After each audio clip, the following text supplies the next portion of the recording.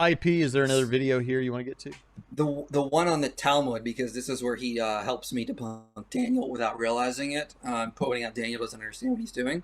And I'll put a quote. I have a quote here from Daniel once we get to that one, because this one's a shorter one. But for the podcast, I just want to say you won't see this, but Gregory Fisher, who says he preached Ezekiel 16, boobs, hair, and all, turned it into one of my best evangelistic sermons. Well, praise the Lord. Well, boobs will win to Jesus, won't they? Yeah. There's I will say this.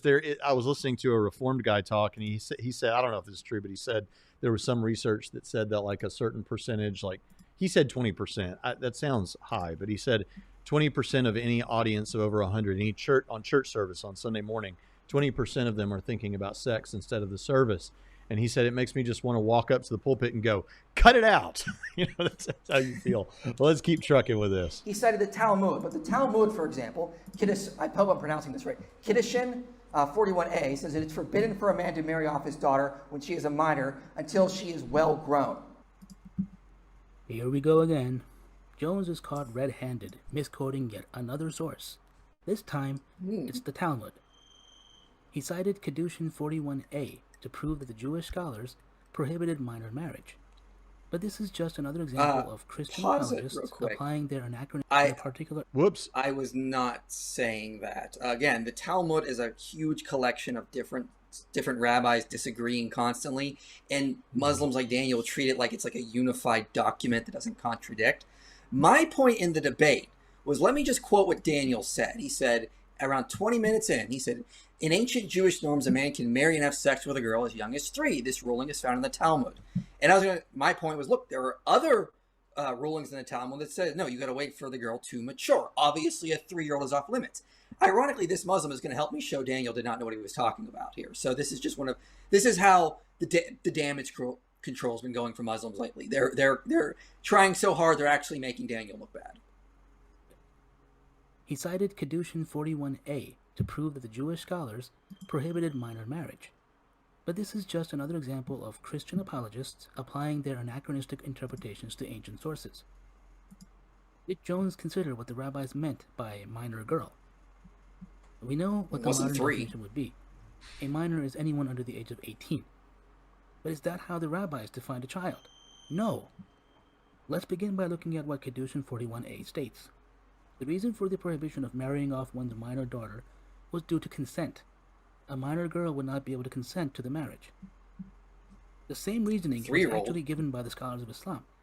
Imam al-Nawawi cited Imam Shafi'i to show that it was encouraged for fathers and grandfathers not to marry off their daughters until they were mature and could consent to the marriage. Other scholars like Ibn Shubrama were even more emphatic. He stated that it was not permissible to marry off one's daughter until she reached puberty and could give permission. Well, that's not what Daniel said in the debate. Notice the Talmud states that a man may...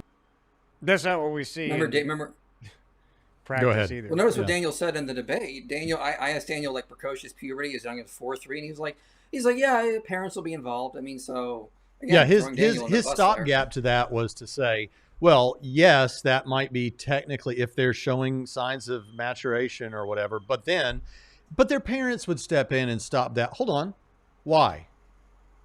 Mm-hmm. Why would the parents step in? Well, because it's evil.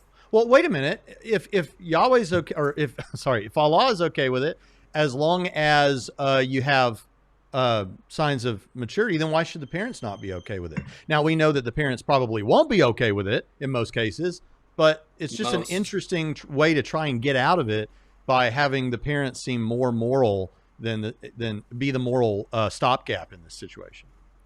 Yeah, and we know from history that's not happened. We know from history that sometimes girls have been sold at young ages to predators. I mean, so...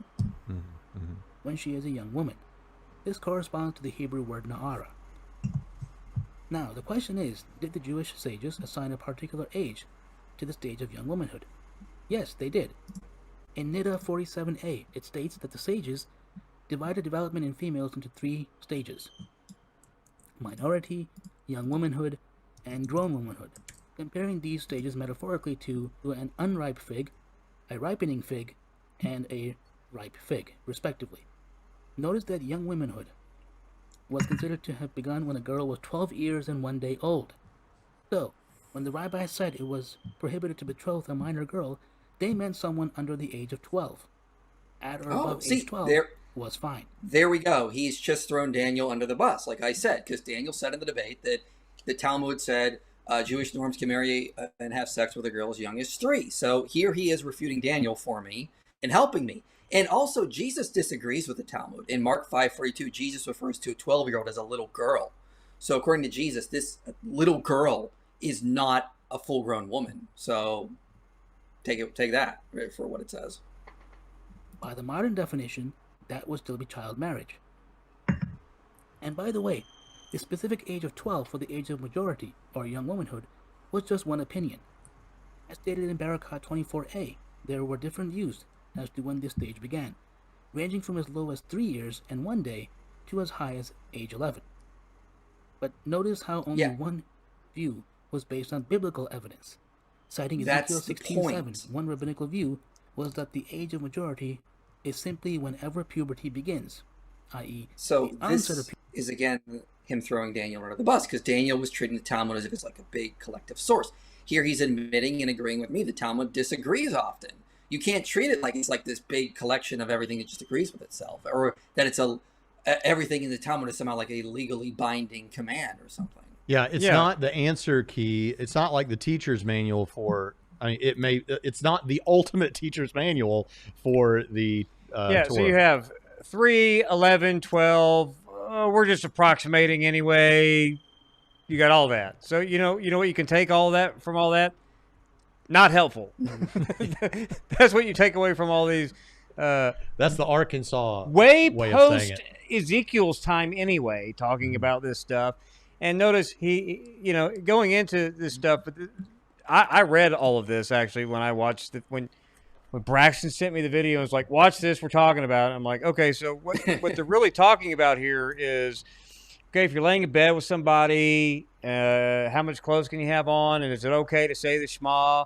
Whether you're, I mean, really this has nothing to do with the subject, but then, they just kind of throw in Ezekiel 16:7 because it mentions, we're talking about puberty and how old people are when they reach certain ages. And,